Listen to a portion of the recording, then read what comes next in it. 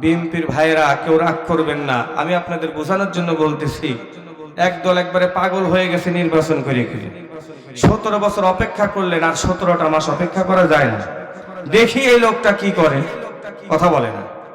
আমরা দেখি না এই লোকটা কি করে। আরে এই মুহূর্তে শুধু বিএনপির ভাইয়েরা কেন, জামাত, জাসদ, বাসদ যারাই আছে, যারাই এই সরকারের বিরুদ্ধে কথা বলবে, আমরা তাদের বিরুদ্ধে কথা বলবো। কথা বলে না। তাকে সময় দেওয়া হোক। আমার তো মনে হয় থাকুক 5 বছর, 10 বছর থাকুক। আমরা চাই শান্তি। কথা বলে না। আমরা চাই ঐক্য, আমরা চাই প্রশান্তি। এদেশের একটা অর্থ দুর্নীতি করে আর বাহিরে আমরা নিয়ে যেতে দিব না। বলেন ইনশাআল্লাহ, বলেন ইনশাআল্লাহ। প্রধান উপদেষ্টার ডাকে আশিক চৌধুরী নামে একজন ব্যক্তি বিলাসবহুল জীবন ছেড়ে বাংলাদেশের মাটিতে এসেছেন। বলেন আলহামদুলিল্লাহ। আমার বিশ্বাস এদেরকে যদি কিছুদিন সুযোগ দেওয়া হয়, এদেশের মাটি সোনায় পরিণত করবে। আমরা অতীতে দেখেছি মানুষ কান্না করেছে বাবা মায়ের জন্য, মেট্রো রেল পুরা গিয়েছে এই কারণে কান্না করেছে। আর বর্তমান সময়ের প্রধান উপদেষ্টাকে দেখেছে গরিব দুঃখী মেহনতি মানুষের কথা বলতে গিয়ে, 1974 সালের কথা বলতে গিয়ে এদেশের মানুষের পক্ষে অঝর দ্বারা তিনি কান্না করেছেন। ঠিক কিনা ভাই? কথা বলেন। এদেশের মানুষের দুঃখ দুর্দশা যেই নেতা বুঝবে সেই নেতাকেই আমরা চাই, সেটা যেই দলের হয় হোক। এদেশের মানুষের গরিব দুঃখী মেহনতি মানুষের পক্ষে যারা থাকবে আমরা তাদেরকেই চাই। বলেন ইনশাআল্লাহ, বলেন ইনশাআল্লাহ। আমরা সদা সর্বদা হকের পক্ষে থাকবো। বলেন ইনশাআল্লাহ। কোরআনের পাখি বলেছিলেন এদেশে এমন সময় আসবে প্রত্যেকটা ঘরে ঘরে ইসলামী আন্দোলনের নেতাকর্মী থাকবে। কোরআনের পাখি বলেছিলেন এমন সময় আসবে এদেশের প্রতি ইঞ্চি মাটি আল্লাহর কোরআন দিয়ে চলবে ইনশাআল্লাহ। সময় আসছে কি আসে নাই? কথা বলে আসছে কি আসে নাই? তিনি যা বলেছিলেন সব অক্ষরে অক্ষরে পরিপূর্ণ হয়েছে, শুধু একটা এখন বাকি আছে। সে একটা হচ্ছে জীবদ্দশায় তিনি দেখতে চেয়েছিলেন বাংলাদেশের ভূখণ্ডে আল্লাহর কোরআন যেন প্রতিষ্ঠিত হয়ে যায়। এই একটা আশাও ভবিষ্যতে পূরণ হয়ে যাবে। বলেন ইনশাআল্লাহ, বলেন ইনশাআল্লাহ। হবে তো ইনশাআল্লাহ। আরে আমরা যদি সাথে থাকি, আমরা কোরআনের সাথে নাই? কথা বলে না, কোরআনের সাথে নাই। যতদিন বাঁচবেন কোরআনের জন্য বাঁচবেন, যতদিন বাঁচবেন ইসলামের জন্য বাঁচবেন, যতদিন বাঁচবেন আমার রাসূলকে আদর্শ নেতা হিসাবে মেনে তারপরে বাঁচবেন। পারবেন তো ইনশাআল্লাহ? দেখি কারা কারা পারবেন, হাত উঠায় দেখান।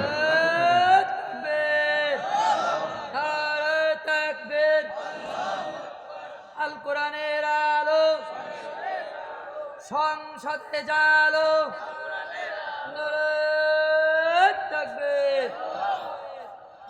আমার প্রিয় ভাইরা, দেখেন গত 16 বছর তো আর কম জুলুম অত্যাচার নির্যাতনের শিকার হন নাই। সবাই কম বেশি হয়েছে, তাই না? শুধুমাত্র যারা দালালি করেছে তারাই সুখী ছিল। ঠিক কিনা ভাই? এদেশে সবচাইতে বেশি দালালি করেছে হচ্ছে সাংবাদিকরা। ঠিক না? আর এই দেশ নতুন করে স্বাধীনতা এনে দেওয়ার জন্য সবচাইতে বেশি ভূমিকা যারা রেখেছেন তারা হচ্ছে সাংবাদিকরা। সাংবাদিক ইলিয়াস হোসাইন, পিনাকি ভট্টাচার্য, এরা কি অবদান রাখে নাই? কথা বলেন, রাখে নাই? সাংবাদিক ভাইদেরকে বলতেছি, ভবিষ্যতে আর কোন স্বৈর শাসকের যদি দালালি করা হয় এদেশের মানুষ জুতা পিটা করে বাংলাদেশ ছাড়া করবে ইনশাআল্লাহ। এতদিন জুলুম অত্যাচার নির্যাতনের শিকার হলেন, এখন আসার পরে একটু স্বস্তিতে এসেছে, সব কিছুর দাম কমতেছে। ঠিক কিনা ভাই? গত রমাদান মাসে 10 বছরের ভিতরে সবচাইতে দ্রব্যমূল্যের দাম কম ছিল। ঠিক কিনা? কথা বলেন, ঠিক ছিল না? বাংলাদেশ থেকে সৌদি আরবের প্লেন ভাড়া ছিল 1,90,000, হয়েছে মাত্র 58,000। আলহামদুলিল্লাহ বলেন। সব কিছুর দাম কমতেছে। বলেন একটু, ইমানের পথে অবিচল থেকে আমার মরণ যেন হয় তোমারই কাছে মিনতি আমার, তোমারই কাছে মিনতি আমার, মহামহিম দয়াময়, ইমানের পথে অবিচল থেকে আমার মরণ যেন হয়। বলেন আমিন, বলেন আমিন। 3 নম্বর আয়াতে আল্লাহ পাক বললেন, ওয়ালাকাদ ফাতান্নাল্লাযীনা মিন ক্বাবলিহিম, হে রাসূল আপনি খাব্বাবকে বলুন অতীতে যারাই আমি আল্লাহর উপর ঈমান এনেছে তাদের প্রত্যেককে ঈমানের পরীক্ষা দিতে হয়েছে। আমার প্রিয় বন্ধুগণ, আমার প্রিয় ভাইরা, সাক্ষীরা, মুসলমান ভালো করে বুঝবেন, এই 2টা আয়াত নাযিল হওয়ার পরে হযরতে খাব্বাব রাদিয়াল্লাহু তাআলা আনহুর ঈমানী শক্তি আরো বেড়ে গেল। হযরতে খাব্বাব রাদিয়াল্লাহু তাআলা আনহু পেশায় ছিলেন কামার, তার কর্মস্থলে কাফেরেরা চলে গেল। যাওয়ার পরে বলতেছে, খাব্বাব শুনলাম তুমি নাকি নবী মুহাম্মাদের উপরে ঈমান এনেছো, ঈমান ছেড়ে দাও। খাব্বাব রাদিয়াল্লাহু তাআলা আনহু বলল, না, ঈমান ছাড়বো না। খাব্বাবকে বলা হলো, খাব্বাব এর বিনিময়ে যদি তুমি সম্পদ চাও সম্পদ দেওয়া হবে, যদি ক্ষমতা চাও ক্ষমতা দেওয়া হবে, সুন্দরী নারী যদি চাও সুন্দরী নারী দেওয়া হবে, তারপরেও তুমি ঈমান ছেড়ে দাও। খাব্বাব রাদিয়াল্লাহু তাআলা আনহু বললেন, ও কাফেরেরা, সারা দুনিয়া যদি আমার নামে লিখে দেওয়া হয়, এক হাতে যদি চন্দ্র দিয়ে দেওয়া হয় আর এক হাতে যদি সূর্য পর্যন্ত আমাকে দিয়ে দেওয়া হয়, তার উপরে যে আল্লাহর উপরে ঈমান এনেছি ঈমান ছাড়তে পারবো না। আল্লাহু আকবার বলেন। ঈমানের পরীক্ষা কিন্তু শুরু হয়ে গেছে খাব্বাবের। কাফেরেরা বলতেছে, খাব্বাব ঈমান ছাড়বি না, তাহলে জুলুম অত্যাচার নির্যাতন সহ্য করার জন্য প্রস্তুত হয়ে নে। হযরতে খাব্বাব রাদিয়াল্লাহু তাআলা আনহুর হাত বাঁধা হলো, পা বাঁধা হলো। কামারের দোকানে যদি আপনারা যান দেখবেন দাও দাও করে আগুনগুলি জ্বলতেছে। দা কাস্তি যদি আপনারা বানান দেখবেন জ্বলন্ত অগ্নিশিখা সেখানে রয়েছে। খাব্বাবের কর্মস্থলে তাই খাব্বাব যেখানে মানুষের জন্য তরবারি বানায়, যেখানে কৃষিকাজের নিত্য পণ্য বানায়, কাস্তে বানায়, দা বানায়, এগুলো বানায়, সেইখানে খাব্বাব রাদিয়াল্লাহু তাআলা আনহুকে হাত পা বেঁধে ফেলে দেওয়া হলো। খাব্বাবকে সইয়ে দেওয়া হলো। সেইখানে খাব্বাব রাদিয়াল্লাহু তাআলা আনহু বারবার তার পিঠটা বাঁচানোর জন্য বুকটা বারবার উঁচু করতেছিলেন। কাফেরের বাচ্চারা হযরতে খাব্বাব রাদিয়াল্লাহু তাআলা আনহুকে এত জুলুম করেছে, অত্যাচার করেছে, বারবার বুকটা উঁচু করার কারণে বৃহদাকার একটা পাথর নিয়ে এসে হযরতে খাব্বাবের বুক বরাবর জোরে আঘাত করেছে। আল্লাহু আকবার বলেন। হাত 2টা বাঁধা, পা 2টা বাঁধা, বারবার হাত এবং পা দিয়ে ছটফট করতেছে বাঁচার জন্য। খাব্বাবকে লড়তে দিবে না। হাত খুললেন, পা খুললেন, খুলে ফেলে দিয়া দুই পাশে 2 হাত রাখলেন, 2 পাশে বেঁধে দিলেন, 2 পা 2 দিকে নিয়ে 2 পাশে বেঁধে দিলেন। বুকের উপরে বৃহদাকার পাথর চাপা দিয়া হযরতে খাব্বাব রাদিয়াল্লাহু তাআলা আনহুকে জুলুম করেছে, অত্যাচার করেছে।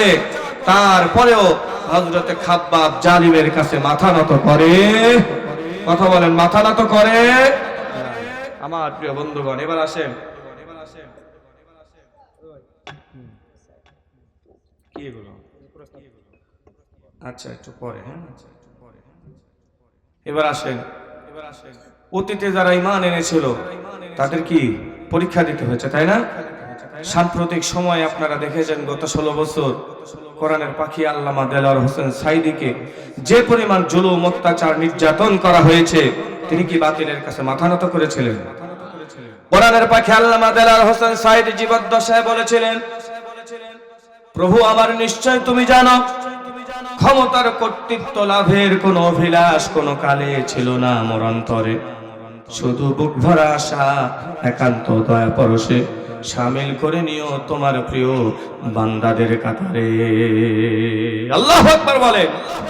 তিনি যদি চাইতেন আজকে ক্ষমতার মস্তরে থাকতে পারতেন, তিনি যদি চাইতেন সম্পদের মালিক হতে পারতেন, তিনি যদি চাইতেন দুনিয়ার সব কিছু তাকে দেওয়া হতো, শুধুমাত্র দিন ইসলামের কথা বলার জন্য, আমাদের দিনের কথা বলার জন্য, ইসলামী আন্দোলন করার জন্য, আল্লাহর জমিনে আল্লাহর দিন প্রতিষ্ঠিত করার জন্য কোরআনের পাখি গত 16টি বছর মানুষের কাছে মাথা নত করে নাই।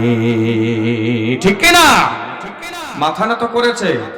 কোরআনের পাখি জীবদ্দশায় যা কিছু বলেছেন সব অক্ষরে অক্ষরে পরিপূর্ণ হয়েছে। ঠিক কিনা? জীবদ্দশায় বলেছিলেন বেশি লাফালাফি করো না। এদেশে 12 কোটি মানুষ, তখন ছিল 12 কোটি। এদেশের 12 কোটি মানুষ এমন ধরে ঝাঁকুনি দিবে, মামু বাড়ি দিল্লি গিয়ে পড়বা, পালানোর জন্য ইঁদুরের গর্ত পর্যন্ত খুঁজে পাবে না। কোরআনের পাখির পবিত্র জবান দিয়ে মামু বাড়ি দিল্লির কথা বের হয়েছিল, এই কারণে আশ্রয় হয়েছে দিল্লিতে। যদি তিনি সেইটা উচ্চারণ না করতেন, দিল্লিতেও তার জায়গা হতো না, ঠিক কিনা? কোরআনের পাখি বলেছিলেন এদেশে এমন সময় আসবে প্রত্যেকটা ঘরে ঘরে ইসলামী আন্দোলনের নেতাকর্মী থাকবে। কোরআনের পাখি বলেছিলেন এমন সময় আসবে এদেশের প্রতি ইঞ্চি মাটি আল্লাহর কোরআন দিয়ে চলবে ইনশাআল্লাহ। সময় আসছে কি আসে নাই? কথা বলে আসছে কি আসে নাই? তিনি যা বলেছিলেন সব অক্ষরে অক্ষরে পরিপূর্ণ হয়েছে, শুধু একটা এখন বাকি আছে। সে একটা হচ্ছে জীবদ্দশায় তিনি দেখতে চেয়েছিলেন বাংলাদেশের ভূখণ্ডে আল্লাহর কোরআন যেন প্রতিষ্ঠিত হয়ে যায়। এই একটা আশাও ভবিষ্যতে পূরণ হয়ে যাবে। বলেন ইনশাআল্লাহ, বলেন ইনশাআল্লাহ। হবে তো ইনশাআল্লাহ? আরে আমরা যদি সাথে থাকি, আমরা কোরআনের সাথে নাই? কথা বলে না, কোরআনের সাথে নাই? যতদিন বাঁচবেন কোরআনের জন্য বাঁচবেন, যতদিন বাঁচবেন ইসলামের জন্য বাঁচবেন, যতদিন বাঁচবেন আমার রাসূলকে আদর্শ নেতা হিসাবে মেনে তারপরে বাঁচবেন। পারবেন তো ইনশাআল্লাহ? দেখি কারা কারা পারবেন, হাত উঠায় দেখান।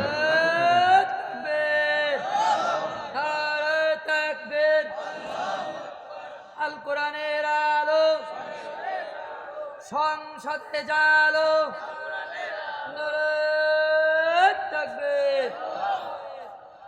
আমার প্রিয় ভাইরা, দেখেন গত 16 বছর তো আর কম জুলুম অত্যাচার নির্যাতনের শিকার হন নাই, সবাই কম বেশি হয়েছে, তাই না? শুধুমাত্র যারা দালালি করেছে তারাই সুখী ছিল, ঠিক কিনা ভাই? এদেশে সবচাইতে বেশি দালালি করেছে হচ্ছে সাংবাদিকরা, ঠিক না? আর এই দেশ নতুন করে স্বাধীনতা এনে দেওয়ার জন্য সবচাইতে বেশি ভূমিকা যারা রেখেছেন তারা হচ্ছে সাংবাদিকরা। সাংবাদিক ইলিয়াস হোসাইন, পিনাকি ভট্টাচার্য, এরা কি অবদান রাখে নাই? কথা বলেন রাখে নাই? সাংবাদিক ভাইদেরকে বলতেছি, ভবিষ্যতে আর কোন স্বৈর শাসকের যদি দালালি করা হয়, এদেশের মানুষ জুতা পিটা করে বাংলাদেশ ছাড়া করবে ইনশাআল্লাহ। এতদিন জুলুম অত্যাচার নির্যাতনের শিকার হলেন, এখন আসার পরে একটু স্বস্তিতে এসেছে, সব কিছুর দাম কমতেছে, ঠিক কিনা ভাই? গত রমাদান মাসে 10 বছরের ভিতরে সবচাইতে দ্রব্য মূল্যের দাম কম ছিল, ঠিক কিনা? কথা বলেন, ঠিক ছিল না? বাংলাদেশ থেকে সৌদি আরবের প্লেন ভাড়া ছিল 1,90,000, হয়েছে মাত্র 58,000। আলহামদুলিল্লাহ বলেন। সব কিছুর দাম কমতেছে। আর বিএনপির ভাইয়েরা কেউ রাগ করবেন না, আমি আপনাদের বোঝানোর জন্য বলতেছি, একদল একবারে পাগল হয়ে গেছে নির্বাচন করে।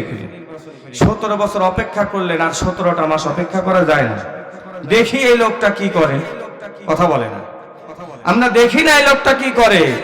আরে এই মুহূর্তে শুধু বিএনপির ভাইয়েরা কেন, জামাত জাসদ বাসদ যারাই আছে, যারাই এই সরকারের বিরুদ্ধে কথা বলবে, আমরা তাদের বিরুদ্ধে কথা বলবো, কথা বলে না। তাকে সময় দেওয়া হোক, আমার তো মনে হয় থাকুক 5 বছর 10 বছর থাকুক। আমরা চাই শান্তি, কথা বলে না। আমরা চাই ঐক্য, আমরা চাই প্রশান্তি। এদেশের একটা অর্থ দুর্নীতি করে আর বাহিরে আমরা নিয়ে যেতে দিব না। বলেন ইনশাআল্লাহ, বলেন ইনশাআল্লাহ। প্রধান উপদেষ্টার ডাকে আশিক চৌধুরী নামে একজন ব্যক্তি বিলাসবহুল জীবন ছেড়ে বাংলাদেশের মাটিতে এসেছেন, বলেন আলহামদুলিল্লাহ। আমার বিশ্বাস এদেরকে যদি কিছুদিন সুযোগ দেওয়া হয়, এদেশের মাটি সোনায় পরিণত করবে। আমরা অতীতে দেখেছি মানুষ কান্না করেছে বাবা মায়ের জন্য, মেট্রো রেল পুরা গিয়েছে এই কারণে কান্না করেছে। আর বর্তমান সময়ের প্রধান উপদেষ্টাকে দেখেছে গরিব দুঃখী মেহনতি মানুষের কথা বলতে গিয়ে, 1974 সালের কথা বলতে গিয়ে এদেশের মানুষের পক্ষে অঝর দ্বারা তিনি কান্না করেছেন, ঠিক কিনা ভাই? কথা বলেন। এদেশের মানুষের দুঃখ দুর্দশা যেই নেতা বুঝবে সেই নেতাকেই আমরা চাই, সেটা যেই দলের হয় হোক। এদেশের মানুষের গরিব দুঃখী মেহনতি মানুষের পক্ষে যারা থাকবে আমরা তাদেরকেই চাই। বলেন ইনশাআল্লাহ, বলেন ইনশাআল্লাহ। আমরা সদা সর্বদা হকের পক্ষে থাকবো, বলেন ইনশাআল্লাহ। আমার প্রিয় বন্ধুগণ, আসুন সামনের দিকে আগাই। এই সূরা সফের 9 নম্বর আয়াত তেলাওয়াত করেছি।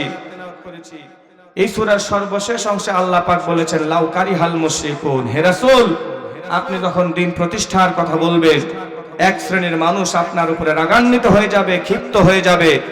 এরাই হচ্ছে নাম্বার 1 মুশরিক। কি বলেন? কথা বলেন কি? মুশরিক হয় মুসলমানদের ভিতর থেকে, অন্যান্য ধর্ম থেকে কিন্তু হয় না। কথা বুঝছেন আপনারা? মুসলমান যারা, এরা যদি শিরক করে, তাওবা না করে যদি মৃত্যুবরণ করে, এরা সবাই কি? কথা বলেন, সব হচ্ছে মুশরিক। দিন প্রতিষ্ঠার কথা বললে যাদের অন্তরে জ্বালা হয়, কোরআন সংসদে যাকে কথা বললে যারা কষ্ট পায়, এরাই হচ্ছে নাম্বার 1 মুশরিক। সমাজে আছে না নাই? কথা বলেন, আছে না নাই? আমার প্রিয় বন্ধুগণ, আমার প্রিয় ভাইরা, খুব ভালো করে বুঝবেন, নবীজির চাচা আবু তালেব সারা জীবন আমার রাসূলকে ভালোবেসেছেন, ইসলামকে ভালোবেসেছেন। যতদিন পর্যন্ত নবীজির চাচা আবু তালেব বেঁচে ছিলেন, আমার নবীজিকে একটা টোকা পর্যন্ত কেউ দিতে পারে নাই। নবী আবু তালেবের 2 জন সন্তান হযরত আলী এবং জাফর, 2 জনকে ইসলামের জন্য তিনি উৎসর্গ করেছিলেন। আবু তালেব যেদিন ইন্তেকাল করলেন, নবীজি তার কাছে গেলেন। যাওয়ার পরে বলতেছে, চাচা সারাটি জীবন আমাকে ভালোবাসলেন, একটা ফুলের টোকা পর্যন্ত আমাকে লাগতে দিলেন না। আমি চাই আপনি আল্লাহ পাকের জান্নাতে চলে যান। জীবনের শেষ মুহূর্তে আপনি শুধুমাত্র একটিবার লা ইলাহা ইল্লাল্লাহ মুহাম্মাদুর রাসূলুল্লাহ এটা পড়ে নেন। কথা দিলাম হাসরের ময়দানে আপনাকে নিয়ে জান্নাতে চলে যাব। সুবহানাল্লাহ পড়েন। এই আবু তালেব মানলেন না। আবু জেহেল বলতেছে, সারাটি জীবন বাপদাদার ধর্ম পালন করেছ, শেষ মুহূর্তে নবী মুহাম্মাদের ধর্ম তুমি গ্রহণ করবা, তা হতে পারে না। নবীজির মন খারাপ হয়ে গেল। নবীজি বললেন, চাচা মুহাম্মাদুর রাসূলুল্লাহ এতটুকু অংশ আপনাকে বলতে হবে না, এতটুকু অংশ আপনাকে বলতে হবে না। আপনি শুধু লা ইলাহা ইল্লাল্লাহ এতটুকু অংশ বলেন। কথা দিলাম হাসরের ময়দানে সুপারিশ করে জান্নাতে নিয়ে যাব। আমার প্রিয় বন্ধুগণ, আমার প্রিয় ভাইরা, খুব ভালো করে বুঝবেন, আবু তালেব সারাটি জীবন ইসলামকে ভালোবেসেছেন, রাসূলকে ভালোবেসেছেন। আমার নবীজির শরীরের এমন কোন অংশ ছিল না যেই জায়গায় আবু তালেব চুমু দেয় নাই। সারাটি জীবন ভালোবেসেছেন। 2টা সন্তান ইসলামের জন্য উৎসর্গ করেছেন। কাবা ঘরের চাবি পর্যন্ত তার কাছে সংরক্ষণ ছিল। আপনারা আওয়াজ দিয়ে বলুন তো, আবু তালেব জান্নাতি না জাহান্নামী? সব কিছু মেনেছেন, কোরআনের একটা শব্দ শুধু মানে নাই, ফাত্তাবিউনি, রাসূলের আনুগত্য করে নাই। ঠিক কিনা ভাই? এই একটা শব্দ না মানার কারণে আবু তালেব যদি জাহান্নামে যায়, আজকে সমাজে যারা নামাজ পড়া ফরজ মানে, রোজা করা ফরজ মানে, হজ করা ফরজ মানে, যাকাত দেওয়া ফরজ মানে, সব ফরজ মানে, ইনিল হুকমু ইল্লা লিল্লাহ আলা লাহুল খালকু ওয়াল আমর, জমিন যার আইন চলবে তার এই ফরজ যারা মানে না, ওরাও আবু তালেবের সঙ্গে জাহান্নামে যাবে। ঠিক কি না? যারা ইসলামকে ভালোবাসে, হুজুরদেরকে ভালোবাসে, কিন্তু ইসলাম মানে না, ওরা হলো আবু তালেবের মতো। আর যারা ইসলামের প্রকাশ্যে শত্রু, হুজুর দেখলে অ্যালার্জি শুরু হয়, এরা হচ্ছে আবু জেহেলের মতো। আবু জেহেলও যাবে জাহান্নামে, আবু তালেবও যাবে জাহান্নামে। প্রিয় বন্ধুগণ, আবেগ দিয়ে নয়, বিবেক দিয়ে বুঝতে হবে। সব ফরজ মানেন, জমিন যার আইন চলবে তার এই ফরজ কেন মানেন না? জাতি জানতে চায়, আজকে জাতি বুঝে গিয়েছে আপনারাই হচ্ছে চাঁদাবাজ, দুর্নীতিবাজ। আল্লাহর জমিনে আল্লাহর দিন প্রতিষ্ঠিত হলে আর চাঁদাবাজি করা যাবে, আর দুর্নীতি করা যাবে না। আরে সূরা মাইদার ভিতরে আল্লাহ পাক বললেন, সারিকু ওয়াস সারিকাতু ফাকতাউ আইদিয়াহুমা, চোর পুরুষ হোক অথবা মহিলা হোক, যারা রাষ্ট্রের হাজার হাজার কোটি টাকা আত্মসাৎ করেছে, এক দরবেশ বাবাকে নিয়ে এসে বাইতুল মুকাররমের সামনে প্রকাশ্যে যদি হাত কেটে দেওয়া হয়, এদেশের মাটিতে একটা দুর্নীতিবাজ খুঁজে পাওয়া যাবে না। একাই খাইছে 56,000 কোটি টাকা, বাকিগুলোর কি অবস্থা? কথা বলেন। সব আমার আপনার মাথা ঘামানো পয়সা, ট্যাক্সের টাকা আমরা ইনকাম করে দেই, আর ওরা আরামে এসে বাহিরে ফুর্তি করে। ঠিক কিনা ভাই? কোরআনের একটা আইন যদি আজকে বাস্তবায়ন হতো, বলেন তো আর দুর্নীতিবাজ থাকতো? কথা বলেন। নতুন একটা বিল পাস হয়েছে, নতুন একটা আইন পাস হলো, আমার আফসোস লাগে বাংলাদেশের অ্যাডভোকেট যারা রয়েছেন, লয়ার যারা রয়েছেন, জেনা কোনটা ধর্ষণ কোনটা এটাও বুঝেন। নতুন আইন বলবো, আমি কথা বলেন বলবো।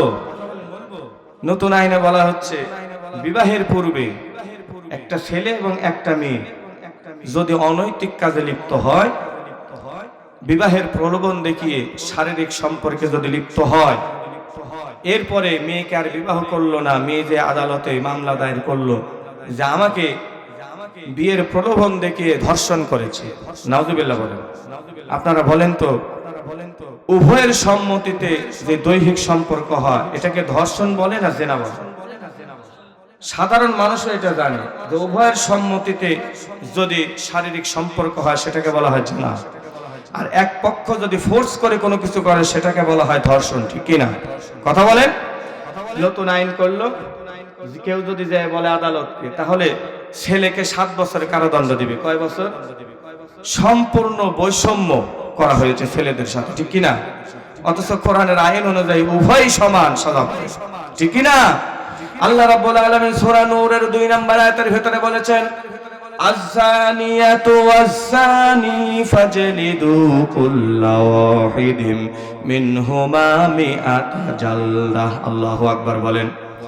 জেনাকার হোক অথবা জেনাকারিনী হোক, প্রকাশ্যে ওয়াল্লাশহাদা আযাবাহুমা তায়ফাতুম মিনাল মুমিনিন, মুমিনদের সামনে নিয়া প্রকাশ্যে যদি বাইতুল মুকাররমের সামনে 100 বেতেরাঘাত করে দেওয়া হয়, বাংলার জমিনে একটা ধর্ষক খুঁজে পাওয়া যাবে না, ঠিক কি না ভাই? কথা বলেন। আজকে মাগুরায় 8 বছরের শিশু সন্তান আসিয়াকে বাবা মেয়ে মেলে কি করলো? ধর্ষণ করেছে, ঠিক কি না? এত নির্মম ভাবে ধর্ষণ করেছে, তার লজ্জাস্থান পর্যন্ত ব্লেড দিয়ে কাটা হয়েছে। ছোট্ট শিশু আসিয়া কবরে গিয়েছে, জান্নাতের মেহমান হয়েছে, এখনো উপরে ধর্ষক ঘোরাফেরা করছে, বিচার হয় নাই, নাকি 90 দিন লাগবে। আজকে কোরআনের শাসন যদি এই সমাজে চলে থাকতো, শিশু আসিয়া কবরে যাওয়ার পূর্বে ধর্ষকদের পাথর নিক্ষেপ করে দুনিয়ার বুক থেকে বিদায় করে দেওয়া হতো। মাথা পর্যন্ত গেড়ে পাথর নিক্ষেপ করে ওকে দুনিয়া থেকে বিদায় করা হতো। কোরআনের শাসন দরকার আছে নাই? একটা আইন শুধু আপনি বাংলাদেশে পাস করে দেন, এদেশের মাটিতে একটা ধর্ষক খুঁজে পাওয়া যাবে না। কি করতেছেন আপনারা? এগুলো করে কোনো লাভ হবে না।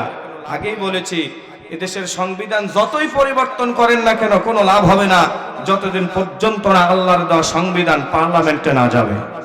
কথা বলেন। আল্লাহ পাক সেই তৌফিক আমাদেরকে দান করুক, সকলে বলেন আল্লাহুম্মা আমিন। তাহলে এই পৃথিবীতে সবচাইতে বড় শিরক হলো ইসলামী আন্দোলনের বিরুদ্ধে যাওয়া, আল্লাহর জমিনে আল্লাহর দিন প্রতিষ্ঠিত হোক এইটার পক্ষে না থাকা। কথা বুঝতেছেন আপনারা? এই সমাজে আরো শিরক আছে না? না দয়াল বাবা, কেবলা কাবা, সালা বাবা, ন্যাংটা বাবা আছে না নাই সমাজে? আছে না নাই? লালন শাহর মাজারে যান, দেখবে পানির নিচে জ্বললে বাতি, যে বাতি আর নিভে না, খাজা বাবার মুরিদ হইলে নামাজ রোজা লাগে না।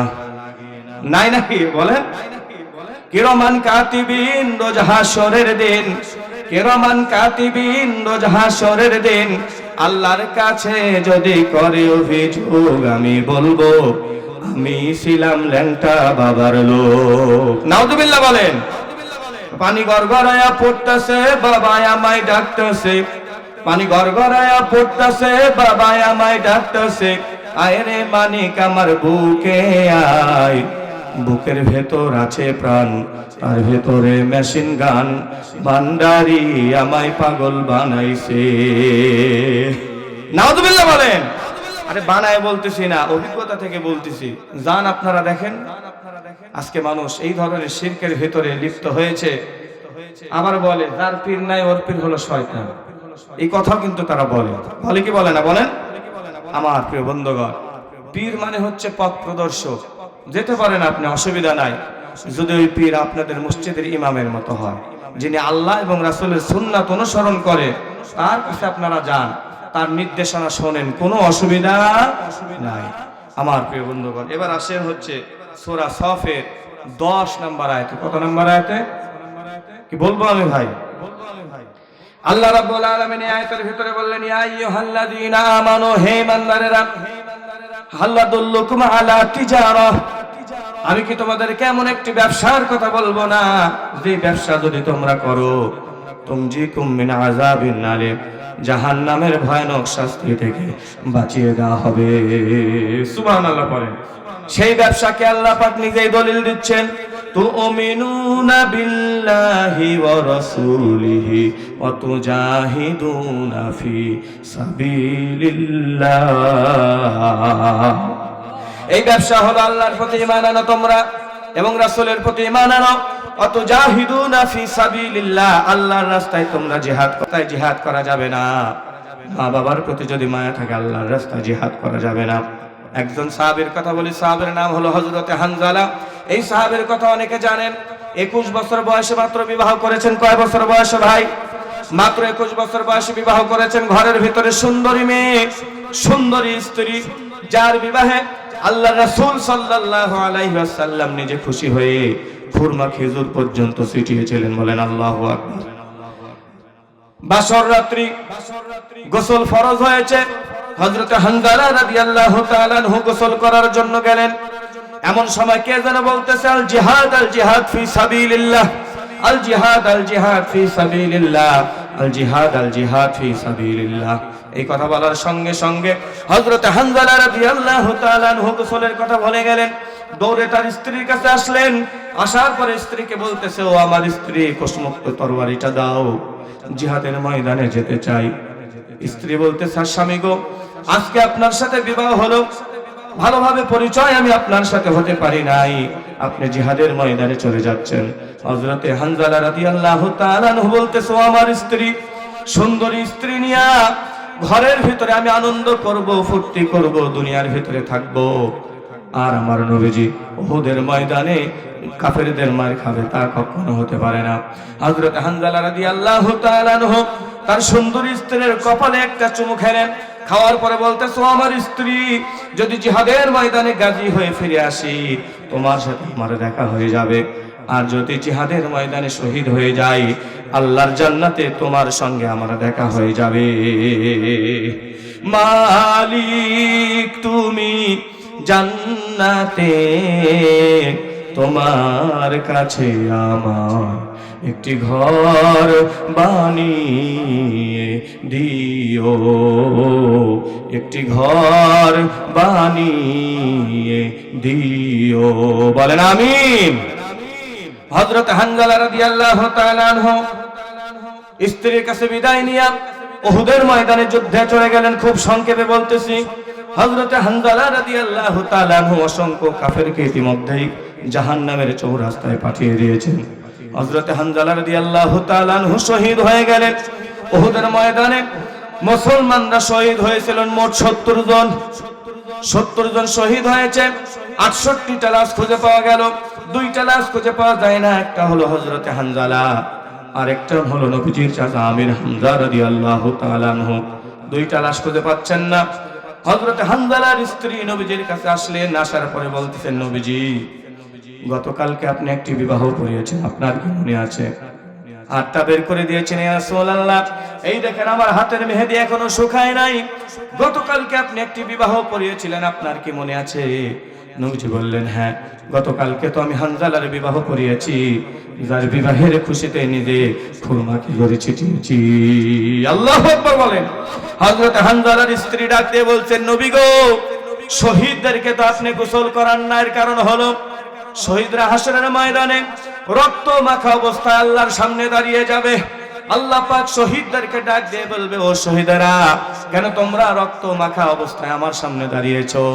শহীদরা বলবে, আল্লাহ, তোমার জমিনে দ্বীন ইসলাম প্রতিষ্ঠিত করতে গিয়া কাফেরদের বিরুদ্ধে লড়াই করেছি, শহীদ হয়েছি।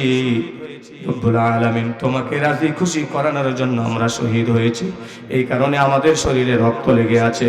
আল্লাহ পাক শহীদদেরকে ডাক দিয়ে বলবে, ও শহীদেরা, আজকে কোনো হিসাব দিতে হবে না, বিনা হিসাবে তোমরা আমার জান্নাতে চলে যাও। আল্লাহু আকবার বলেন। শহীদদেরকে এত মর্যাদা দেওয়া হবে, কিন্তু লক্ষণীয় বিষয় হলো নবীজি বলেছেন, ইয়াগফিরুল্লাহু লিশ-শাহীদ কুল্লা শাইইন ইল্লা আদ-দাইন, শহীদদের সমস্ত গুনাহগুলিকে ক্ষমা করে দিবেন যিনি, তিনি কে? শুধুমাত্র একটি গুনাহ ক্ষমা করা হবে না, ইল্লা আদ-দাইন, ঋণের গুনাহ ক্ষমা করা হবে না।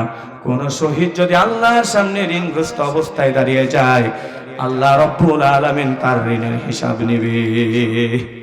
শহীদদের ব্যাপারে রাসূল এই কথা বলেছেন, ঋণগ্রস্ত অবস্থায় মৃত্যুবরণ করলে আল্লাহ পাক ক্ষমা করবে। যে সাহাবী মৃত্যুবরণ করেছে ঋণগ্রস্ত অবস্থায়, আল্লাহ রাসূল তার জানাজার নামাজ পড়াতে চান নাই। এবার আসুন তো, সমাজে আমরা ঋণ আসি না নাই? যেই দোকানে 1000 টাকা একবার বাকি করি, 1 মাস আর ওই দোকানের সামনে দিয়ে যাই না, আসে না নাই? এরকম কথা বলেন, আসে না নাই? দোকানদার ফোন দিতে দিতে শেষ, 1 মাস পরে, কে চাচা আপনার কাছে না 1000 টাকা পাই, এমন ধমক দিচ্ছে, ওই তোর 1000 টাকা মাইরে খাবো নাকি? উল্টা আরো ধমক, আসে না নাই? এরকম যারা দোকানদার আছেন, কেউ আছেন ভাই দোকানদার? ওই দেখেন, এই দোকানদার জ্বালা বুঝে যে ঋণ কি পরিমাণ। শুনেন, আজকে যদি আমাদের প্রবণতা ভালো থাকতো, মুসলমানদের নীতি নৈতিকতা আদর্শ যদি ভালো হতো, এই একটা শিক্ষিত ছেলে অনার্স মাস্টার্স পাস করে চাকরির পেছনে ঘুরতো না, ব্যবসা করত। আরে অর্ধেক বরকত রেখেছেন আল্লাহ পাক ব্যবসার ভিতরে, বরকত উঠে গেছে শুধুমাত্র ঋণের কারণে। ঠিক কিনা ভাই? কথা বলেন। ঋণ পরিশোধ করে দিতে হবে, পাওনাদার যেন আপনার পেছনে না ঘুরে। ঋণ করেছেন কার জন্য? স্ত্রীর জন্য, ছেলে মেয়ের জন্য, ওদেরকে সুখে শান্তিতে রাখার জন্য আপনি ঋণ করেছেন। আপনি নিজের জান্নাতে যাওয়ার পথটা একেবারে বন্ধ করে দিয়েছেন। তা করবেন কেন? টাকা কম হোক বেশি হোক, ঋণ পরিশোধ করে দিবেন। বলেন ইনশাআল্লাহ, বলেন ইনশাআল্লাহ। ঋণ পরিশোধ করে দিবেন। আর ঋণের পরিমাণ যদি বেশি হয়, যদি দিতে না পারেন, জীবদ্দশায় ক্ষমা চেয়ে নেবেন, আল্লাহ পাক কবুল করুক। বলেন আমিন। আমার প্রিয় বন্ধুগণ, আমার প্রিয় ভাইরা, যেটা বলছিলাম, হযরত হানজালা রাদিয়াল্লাহু তাআলা আনহুর স্ত্রী বলছেন, নবীজি, শহীদদেরকে তো আপনি গোসল করান না, কিন্তু আমার স্বামীকে যেন গোসল করানো হয়, কারণ আমার স্বামীর উপরে গোসল ফরজ ছিল। আমার নবীজি সাল্লাল্লাহু আলাইহি ওয়াসাল্লাম সাহাবীদেরকে বলতেছে, ও সাহাবীরা, দেখো তো হানজালার লাশটা খুঁজে পাওয়া যায় নাকি? হযরতে হানজালার লাশটা খুঁজে পাচ্ছে না। ইতিমধ্যে একজন সাহাবী দৌড়ে আসতেছে, আসার পরে বলতেছে, ইয়া রাসূলুল্লাহ, ইয়া হাবিবাল্লাহ, হানজালার লাশটা খুঁজে পাওয়া গিয়েছে। কোথায় সেই লাশ? আমার নবীজি দৌড়ে গেলেন, যাওয়ার পরে খেয়াল করে দেখতেছে হানজালার লাশটাকে যেন কাফনের কাপড় দিয়ে মরিয়ে রেখেছে। আমার নবীজি মাথার কাছে খুললেন, খোলার পরে চুলগুলো ভেজা দেখলেন। শুধু তাই নয়, চেহারাটা উজ্জ্বল হয়ে গেছে। বলেন আল্লাহু আকবার। আমার নবীজি লক্ষ্য করে দেখলেন, চুল শুধু ভেজা নয়, চুলগুলো বেয়ে বেয়ে টপ টপ করে পানি ঝরছে। হযরত জিবরাইল আলাইহিস সালাম আসলেন, আসার পরে বলতেছেন, নবীজি, হানজালার গোসলের ব্যবস্থা আপনার করতে হবে না।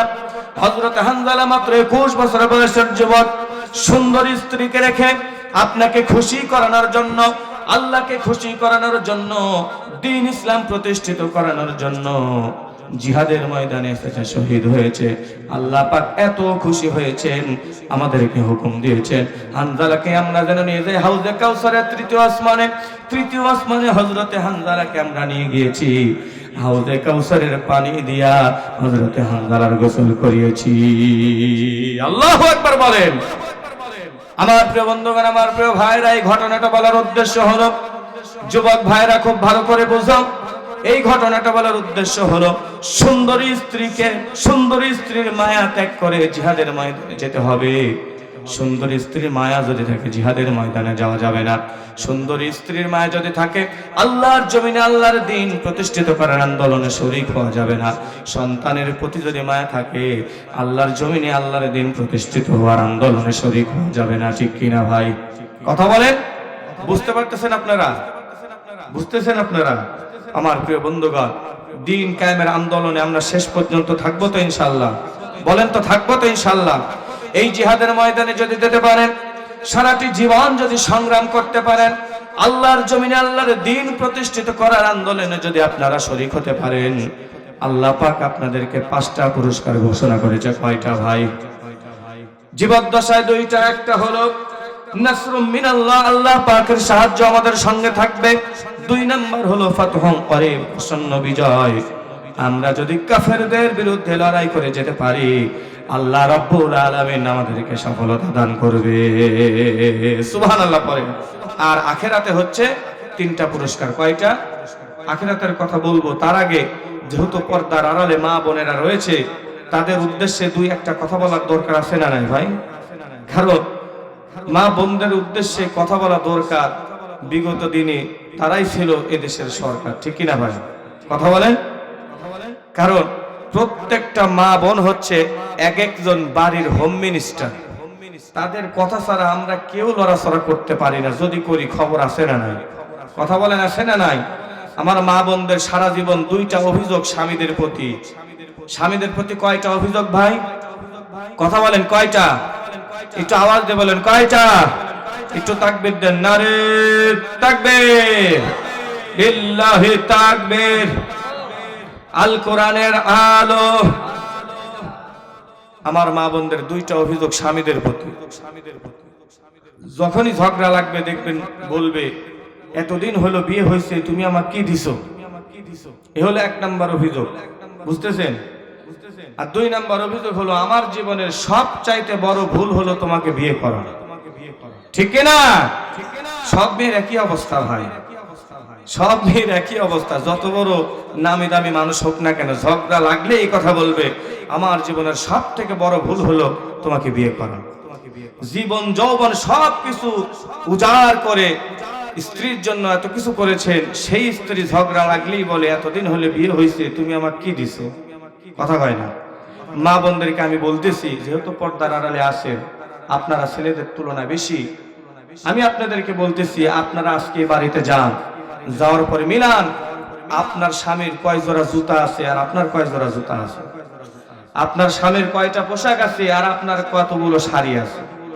যদি বেশি না হয়, সাক্ষীরা কোনোদিন আর মাহফিলে আসবো না। মিলান। যদি বেশি না হয়েছে, আমার মা বোনেরা কিছু হইলেই খালি বাড়িতে ফোন দেয়, কার সাথে বিয়ে দিছো, আমার জীবন শেষ, ঠিক কিনা? কিন্তু পুরুষ মানুষ আমরা কারো কাছে ফোনও দিতে পারি না, কারো কাছে কাঁদতেও পারি না। নিজের মান সম্মান আত্মমর্যাদার দিকে তাকিয়ে মানুষের সামনে কিচ্ছু বলতে পারি না যে আমি সুখী আছি না দুঃখী আছি। এই বাংলাদেশের আমার অবজারভেশন, মানুষ বলে ঘরে ঘরে নারীরা নির্যাতিত হয়, কিন্তু আমার অবজারভেশন প্রত্যেকটা ঘরে ঘরে পুরুষ নির্যাতিত হয়। কিন্তু দেখছেন, ঠিক বলতেছে, কিন্তু আমরা মানুষকে কিচ্ছু বলতে পারি না, ঠিক কিনা ভাই? কথা বলেন, কিছু বলতে পারি না। মা বোনদেরকে বলতেছি, আপনি তো জান্নাতে যাওয়ার রাস্তাটা সংকীর্ণ করে ফেলছেন। আমার প্রিয় বন্ধুগণ, আমার প্রিয় ভাইরা, মা বোনেরা, পর্দার আড়াল থেকে শোনেন, নবীজি বলেছেন, আইয়ু ইমরাতিন মাতাত ওয়া যাওজুহা আনহা রাদিন দাখালাতিল জান্নাহ। কোন মহিলা যখন ইন্তেকাল করে আর ওই মহিলার স্বামী যদি ওই মহিলার উপরে খুশি থাকে, নবীজি বলেছেন দাখালাতিল জান্নাহ, ওই মহিলা আল্লাহর জান্নাতে চলে যাবে। সুবহানাল্লাহ পড়েন। মা বোনদেরকে বলতেছি, দেখেন তো আপনার স্বামী আপনার উপরে খুশি আছে কিনা? কয়টা স্ত্রীর স্বামী স্ত্রীর উপরে খুশি আছে? যদি খুশি না থাকে, আজকেই বাড়িতে যান, স্বামীর পায়ে ধরে ক্ষমা চেয়ে নেন। ময়নার বাপ, এতদিন হলো তোমার সাথে সংসার করেছি, অনেক তোমাকে কষ্ট দিয়েছি। নাটোরের হুজুর এসে বলে গেল, রাসূলের হাদিস থেকে বলে গেল যে তুমি যদি আমার উপরে অখুশি থাকো, আমার জন্য জান্নাত হারাম হয়ে যাবে। আজকে স্বামীর পায়ে ধরে ক্ষমা চেয়ে নেন। মেয়েদের ক্ষেত্রে রাসূলুল্লাহ সাল্লাল্লাহু আলাইহি সাল্লাম একেবারে সীমাবদ্ধ করেছেন, শুধুমাত্র 4টা আমল করতে হবে। কয়টা? এক নাম্বার আমল হলো, মা বোনেরা শোনেন, ইদা সাল্লাত খামসাহা, নিয়মিত 5 ওয়াক্ত নামাজ পড়বেন। 2 নাম্বার আমল হলো ওয়াসামাত শাহরাহা, রমজান মাসে রোজা পালন করবেন। 3 নাম্বার হচ্ছে ওয়াহসানাত ফারজাহা, নিজের সতীত্বের হেফাজত করবেন, পর্দা করবেন। 4 নাম্বার হলো আতাআত বালাহা, স্বামীর আনুগত্য করবেন।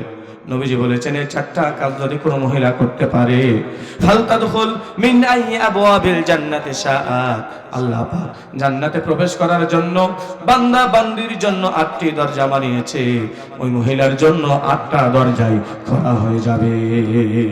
সুবহানাল্লাহ বলেন। কত সুযোগ দেওয়া হয়েছে, 4টা কাজ। মা বোনদেরকে বলতেছি, সব ঠিক আছে, নামাজও পড়েন, রোজাও করেন, পর্দাও করেন, কিন্তু স্বামীর আনুগত্যের বেলায় আপনারা এক আনাও নাই, ঠিক কিনা ভাই? কথা বলেন। স্বামীর সন্তুষ্টি স্ত্রীর জন্য জান্নাত। আমি কিন্তু গুরুত্বপূর্ণ কথা বলতেছি, সবচেয়ে গুরুত্বপূর্ণ, এটাই দরকার, ঠিক কিনা ভাই? আমার যে ভাইরা দেশের বাহিরে থাকে এত কষ্ট করে টাকা পয়সা পাঠায় আর স্ত্রী আরেকজনের সাথে টানকি মারে, আছে না নাই? আমি সেই বোনদেরকে বলছি, আগেই তো তুমি জানতে এই সন্তান এই ছেলে দেশের বাহিরে থাকে, তোমার যদি আরেকজনের সাথে টানকি মারার অভ্যাস থাকে তাহলে ওকে বিয়ে করেছো কেন? আরেকজনের টাকা খরচ করে লজ্জা লাগে না? আবার সংসারে সবচাইতে বেশি অশান্তি হচ্ছে যে মহিলারা বাবার বাড়ির কথা শুনে, ঠিক কিনা ভাই? যে মহিলা, যে স্ত্রী তার মায়ের কথা শুনবে, তার বোনের কথা শুনবে, বাবার বাড়ির কথা শুনবে, সেই স্ত্রী সবচাইতে বেশি অসুখী হবে, ওর ঘরে শান্তি থাকবে না। স্ত্রীদেরকে মনে রাখতে হবে আপনার স্বামী হচ্ছে পৃথিবীর সর্বশ্রেষ্ঠ স্বামী। প্রত্যেকটা স্বামী তার স্ত্রীকে সাধ্য মতো দেওয়ার চেষ্টা করে। আপনি কি একটা বারও দেখেন না আপনাকে কি কিনে দিয়েছে আর আপনার স্বামী কি কিনেছেন? এমন বহু ঈদ অতিক্রম হয়েছে, আপনাকে অনেক কিছু কিনে দিয়েছে আপনার স্বামী, আপনাকে আর সন্তানদের কিনে দেওয়ার জন্য নিজের একটা জুতা পর্যন্ত কিনতে পারে না। আরে আমরা পুরুষ জাতি সেই জাতি, তোমাদেরকে কিনে দেয়, আমাদের কোনো অসুবিধা হয় না, কিন্তু নিজের একটা স্যান্ডেল কিনতে গেলে আমাদের ব্যথা লাগে কি লাগে না ভাই? কষ্ট লাগে না? লাগে। কিন্তু এত কিছু তাদের জন্য করি, দিন শেষে তারা যদি বলে এতদিন হলো বিয়ে হয়েছে, তুমি আমাকে কি দিছো, কষ্ট লাগবে কি লাগবে না বলেন? আমার জীবনে সব থেকে বড় ভুল হলো তোমাকে বিয়ে করা, কষ্ট লাগবে না? মা বোনদের কাছে আমি দুহাত জোর করে বলছি, শান্তি যদি পেতে চান স্বামীর আনুগত্য করুন। যা হওয়া হয়েছে আজকে থেকে সব ভুলে গিয়ে আপনার স্বামীকে আপনি ভালোবাসুন। আল্লাহ পাক সকলের পরিবারের ভিতরে সুখ শান্তি বারাকা দান করুক। সকলে বলেন আল্লাহুম্মা, বলেন আল্লাহুম্মা আমিন। আমার প্রিয় বন্ধুগণ, আসেন আলোচনা শেষের দিকে নিয়ে আসি। সময় কিন্তু 1 ঘন্টা 10 মিনিট প্রায় হয়ে গিয়েছে। আখেরাতে আল্লাহ পাক 3টা পুরস্কার দিবেন। কয়টা? কথা বলেন, কয়টা? 3টা পুরস্কার দিবেন। কেউ যদি আল্লাহর রাস্তায় সংগ্রাম করতে পারে, সারাটি জীবন যদি দ্বীনের পথে অবিচল থাকতে পারে, আল্লাহ রাব্বুল আলামিন 3টা পুরস্কার দিবেন। 1 নাম্বার পুরস্কার হলো ইয়াগফির লাকুম যুনুবাকুম, বান্দা জীবদ্দশায় যত গুনাহ করেছে আল্লাহ রাব্বুল আলামিন এই গুনাহ করার কারণে বান্দার জীবনের সমস্ত গুনাহগুলি maaf করে দিবে। সুবহানাল্লাহ পড়েন। 2 নাম্বার পুরস্কার হলো তুনজিকুম মিন আযাবিন। 3 নাম্বার পুরস্কার হলো ওয়াইদুখিলুকুম জান্নাতিন তাজরি মিন তাহতিহাল আনহার। আল্লাহ পাক এমন জান্নাতের ভিতরে প্রবেশ করাবেন যে জান্নাতের তলদেশে নহর প্রবাহিত। বলেন সুবহানাল্লাহ। আমরা এই পুরস্কার চাই কি চাই না? আর আমরা সবাই চাই যে আল্লাহর জমিনে আল্লাহর দিন প্রতিষ্ঠিত হোক। সবাই চাই তো ইনশাআল্লাহ? বলেন সবাই চাই তো ইনশাআল্লাহ? এই মুহূর্তে আমরা সবাই যদি চাই, শুধুমাত্র আমাদের সকলকে 5টা কাজ করতে হবে ভাই। একেবারে সংক্ষেপে আমি আপনাদের বলে দিতে চাই, আপনারা কি শুনবেন ভাই? আল্লাহর জমিনে আল্লাহর দিন প্রতিষ্ঠিত করতে হলে আমাকে আপনাকে 5টা কাজ করতে হবে। কয়টা? 1 নাম্বার কাজ হচ্ছে দাওয়াতি কাজ করতে হবে। কি কাজ করতে হবে? আমাদের সমাজে অনেক মানুষ সব ফরজ মানে, কিন্তু আল্লাহর জমিনে আল্লাহর দিন প্রতিষ্ঠিত হোক এই ফরজ মানে না। ওদেরকে বোঝানোর দরকার আছে না নাই? কথা বলেন, আছে না নাই? এদের কাছে আমাদের দাওয়াতটা পৌঁছে দিতে হবে যে তুমি মুসলমান, তুমি ঈমানদার, তোমাকে আল্লাহর জমিনে আল্লাহর দিন প্রতিষ্ঠিত হোক, এটা চাইতেই হবে। ঠিক কি না? দাওয়াতি কাজ যদি আপনি করতে পারেন, আপনি হচ্ছে পৃথিবীতে সবচাইতে উত্তম মানুষ। আল্লাহ পাক বলেছেন, ওমান আহসানু কাওলাম মিম্মান দাআ ইলাল্লাহি ওয়া আমিলা সালিহান ওয়া ক্বালা ইন্নানি মিনাল মুসলিমিন।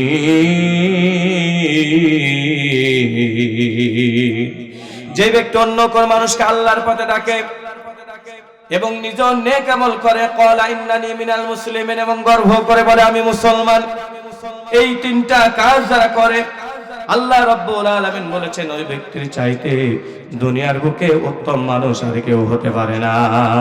সুবহানাল্লাহ পড়েন। দ্বীন ইসলাম প্রতিষ্ঠিত করতে চাইলে 5টা কাজ করতে হবে। কয়টা? 1 নাম্বার হচ্ছে দাওয়াতি কাজ। 2 নাম্বার হচ্ছে ঈমানের উপরে অবিচল থাকা। কিসের উপরে ভাই?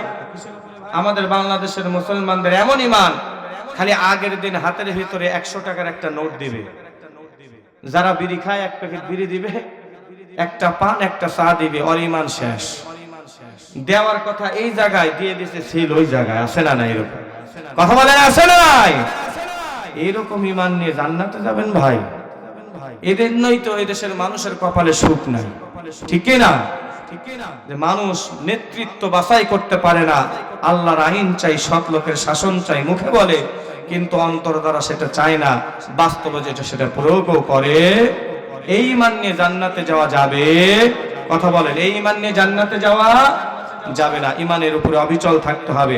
আসুন 3 নাম্বার হচ্ছে ঐক্যবদ্ধ জাতি চাই আমরা। ওয়াতাসিমু বিহাবলিল্লাহি জামিআন ওয়া লা তাফাররাকু। আল্লাহ পাক বলতেছে তোমরা সবাই মিলে একত্রিতভাবে আল্লাহর রজ্জুকে আঁকড়ে ধরো। কার কথা?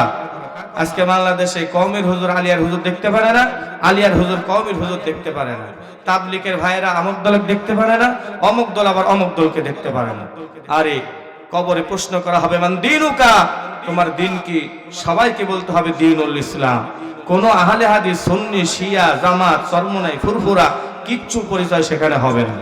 সুতরাং আমাদের সকলের একটা পরিচয়, আমরা সবাই মুসলমান। আমরা কি? আমি বলবো আমরা সবাই, আপনারা বলবেন মুসলমান। আমরা সবাই, আওয়াজে বলুন আমরা সবাই, আমরা সবাই। মসজিদে জোরে আমিন বলছে দেখে ঘাড়ে ধাক্কা দিয়ে বের করে দিয়েছে। বাংলাদেশে এরকম ইতিহাস আছে না নাই? নাভির উপরে হাত বাঁধে, বুকের উপরে হাত বাঁধে, বুকের উপরে হাত বাঁধে, এই কারণে বলতেছে তুই কাফের। আছে না না এরকম? এই ছোট্ট ছোট্ট বিষয় নিয়ে নিজেদের ভেতরে আমরা কি করব না? ভেদাভেদ করব না। যদি ভেদাভেদ করি, ঐক্যের ফাটল যদি হয়, আজকে যেইভাবে ফিলিস্তিনি মার খাচ্ছে, সামনে আমাদেরও মার খেতে হবে। ঠিক কি না? ঐক্যের ব্যাপারে আমরা সবাই একসাথে থাকবো ইনশাআল্লাহ। বলেন ইনশাআল্লাহ। আমাদের প্রভু এক, এক নবীর উম্মত, জীবন বিধান এক, ওই শিবানী কোরআন। বলেন না একটু। আমাদের প্রভু এক, এক নবীর উম্মত, জীবন বিধান এক, ওই শিবানী কোরআন। তবে কেন এক নও হে মুসলমান, এক হও করিয়াও ভান। বলেন আমিন। এবার আসেন, কোরআনকে সংসদ ভবনে নিতে হলে 4 নাম্বার কাজ যেটা করতে হবে সেটা হচ্ছে পড়াশোনা করতে হবে। কি করতে হবে? পড়াশোনা যদি না করেন, এই এলেম না থাকার কারণে, জ্ঞান না থাকার কারণে আমাদের দেশের অনেক নেতা খেতা বলে ফেলে কোরআনের সাথে রাজনীতির কোনো সম্পর্ক নাই। ঠিক কি না? অথচ এই কোরআনে নামাজের কথা এসেছে মাত্র 82 বার, যাকাতের কথা এসেছে মাত্র 32 বার, হজের কথা এসেছে একবার, সাওমের কথা এসেছে একবার, আর জিহাদের কথা এসেছে। আল্লাহর জমিনে আল্লাহর দিন প্রতিষ্ঠিত করতে হবে, এই ফরজ বিধানের কথা এসেছে 903 বার। বলেন সুবহানাল্লাহ। 903 বার। জ্ঞান না থাকার কারণে বলতেছে কোরআনের সাথে রাজনীতির কোনো সম্পর্ক নাই। বলেন নাউযুবিল্লাহ। আমি বলি কোরআন তুমি পড়ো নাই, কোরআন পড়ে দেখো, আল্লাহ পাক রাজনীতি করার জন্যই তোমাকে বাংলাদেশে পাঠিয়েছে। ইন্নী জাইলুন ফিল আরদি খলিফা, প্রত্যেকটা মানুষকে প্রতিনিধিত্ব করার জন্য আল্লাহ পাক পাঠিয়েছে। এই সমাজের প্রত্যেকটা মানুষ ন্যায্য অধিকার ফিরে পাবে, এই সমাজের প্রত্যেকটা মানুষ যেন তাদের হক পায়, সেই কারণে আল্লাহ পাক তোমাকে প্রতিনিধিত্ব করার জন্য পাঠিয়েছে। ঠিক কি না ভাই? কথা বলেন ঠিক কি না? আমার প্রিয় বন্ধুগণ, আমার প্রিয় ভাইয়েরা, খুব ভালো করে বুঝতে হবে কোরআনের বিধান আজকে চালু হয়েছে। দেখেন আফগানিস্তানে কোথায় চালু হয়েছে? 20 বছর শাসন করলো আমেরিকা। কয় বছর? 20 বছর শাসন করেছে। ওয়ার্ল্ড ব্যাংকে যত টাকা ছিল সব বাজেয়াপ্ত করা হয়েছে। আজকে আফগানিস্তানের অর্থনীতি আপনারা দেখেন। 20 বছর যখন আমেরিকা শাসন করলো, এমন কোনো দিন নাই সেখানে ধর্ষণ হয় নাই। আর তালিবান সরকার ক্ষমতা গ্রহণ করার পর থেকে আজ পর্যন্ত একটা ধর্ষণ হয় নাই। আলহামদুলিল্লাহ বলে। এটাই হচ্ছে কোরআনের শাসন। মেয়েদেরকে সেপারেট করা হয়েছে, ছেলেদেরকে সেপারেট করা হয়েছে। যতদিন পর্যন্ত দ্বীন ইসলাম প্রতিষ্ঠিত না হবে, ততদিন পর্যন্ত যে দলের লোকই হন শান্তি পাবেন না। আল্লাহ পাক আমাদের বোঝার তৌফিক দান করুক। বলেন আমিন। 5 নাম্বার বলবো, তার আগে মসজিদের জন্য যদি কেউ কোনো দান করেন, আপনারা অবশ্যই দান করবেন ইনশাআল্লাহ। মসজিদ গতবার আসছিলাম, আমি দেখলাম যে এই পেছনে যে অংশটুকু আছে টাইলস হয়েছিল না, তাই না? তারপরে এই যে ওযুখানা, প্রসাবখানা কি অবস্থা ছিল। যাই হোক, আপনারা সবাই পার্টিসিপেট করেছেন, আজকে মসজিদ সুন্দর হয়েছে। মাসাজিদুহুম আমিরাতুন ওয়া হিয়া খারাবুন মিনাল হুদা। মসজিদগুলো অনেক সুন্দর হবে, কিন্তু মসজিদে কোনো হেদায়েত থাকবে না। কার কথা? এত সুন্দর মসজিদ হলেই হবে না, নামাজি ব্যক্তি দরকার আছে না নাই? কথা বলেন, আছে না নাই? দরকার আছে।